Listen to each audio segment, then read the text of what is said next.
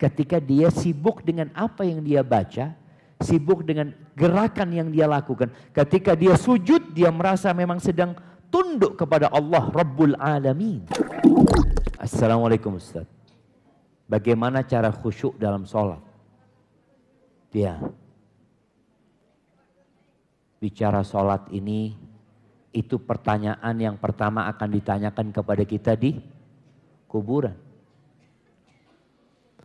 Dan orang kalau sholatnya khusyuk, dia tidak akan merasakan beban dengan sholatnya. Orang kalau khusyuk sholatnya, mau baca Al-Baqarah, imamnya nikmat buat dia.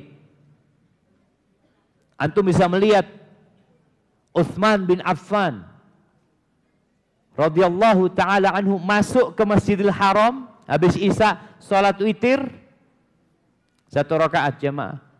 Dimulai dengan membaca Alif Lam Mim, ditutup dengan membaca Minal Jinnati wan Nas.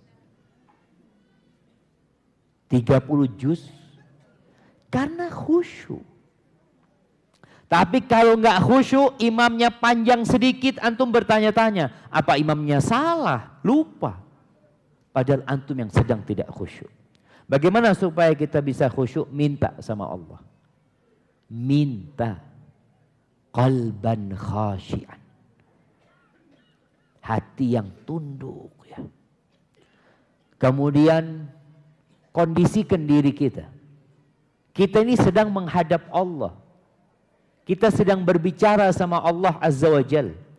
Yang dari awal sampai akhir kita menyebut nama Allah Azza wa Jal. Allahu Akbar, Allahu Akbar, Allahu Akbar. Sami Allahu liman hamidah, Allahu Akbar. Terus kita sebut nama Allah Azza wa Jal. Hadirkan bahwa engkau sedang beribadah, sedang memohon, sedang bermunajat kepada Allah Azza wa Jal.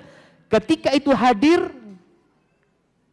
sejadah dengan model apapun tidak akan mengganggu.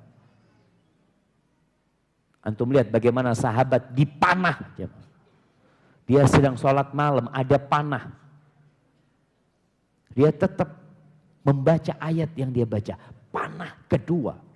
Dia tetap. Dia tidak ingin memutuskan apa yang dia baca. Lupa dengan kondisi yang ada. Ketika dia sibuk dengan apa yang dia baca, sibuk dengan gerakan yang dia lakukan. Ketika dia sujud, dia merasa memang sedang tunduk kepada Allah Rabbul Alamin.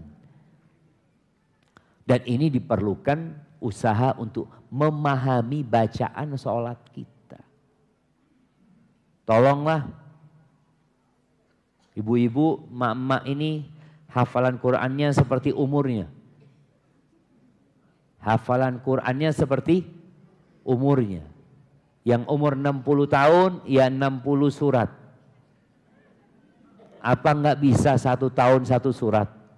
1 tahun ya Ma. 1 surat. Yang umur 37 tahun, paling enggak sudah selesai juz amma. Juz amma itu 37 surat. Selesai sudah. Setahun 1 surat enggak bisa? Bisa, tapi enggak mau. Enggak punya niat. Maka tolong niatkan. Dan usahakan ketika sudah hafal, dia fahami maknanya. Sehingga ketika pagi, umpamanya sholat subuh, dia baca amma yatasaalun. Sama wan nazi'at. Nanti sholat zuhur, dia baca abasa wa tawalla. Sama baca at-takwir umpamanya. Jadi dia bacaannya itu 17 rakaat. 17 rakaat. Yang baca surat berapa rakaat? Mana sih? Dari 17 rakaat yang baca surat berapa? 10. Nah, itu 10 surat yang berbeda-beda. Itu juga akan membantu khusyuk. Tapi sholat subuh, qul huwallahu ahad. Qul a'udzu birabbil falaq. Sholat zuhur, qul huwallahu ahad. Qul a'udzu bil falaq. Enggak apa-apa. Kalau bicara sah, enggak apa-apa, enggak dosa. Tapi kan kita bicara ingin khusyuk. Gimana supaya kita naik tingkat?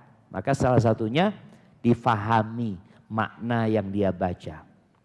Al-Fatihah. Oh, Anda udah tahu sama artinya. Haibati fillah. Ulama itu sudah tahu sama artinya Al-Fatihah, tapi baca tafsirnya, baca tafsirnya, baca tafsirnya. Baca secara berkala itu tafsirnya. Tiap bulan baca tafsir Al-Fatihah. Supaya kita, atau nanti kita sudah mulai nggak khusyuk, baca lagi. Itu insya Allah membantu kita khusyuk. Dan ya bacaan-bacaan ruku, sujud itu juga nggak satu bacaan. Ada macam-macam yang diajarkan Nabi SAW. Usahakan kita membaca beberapa yang diajarkan Rasulullah SAW. Baik, barakallahu fikum.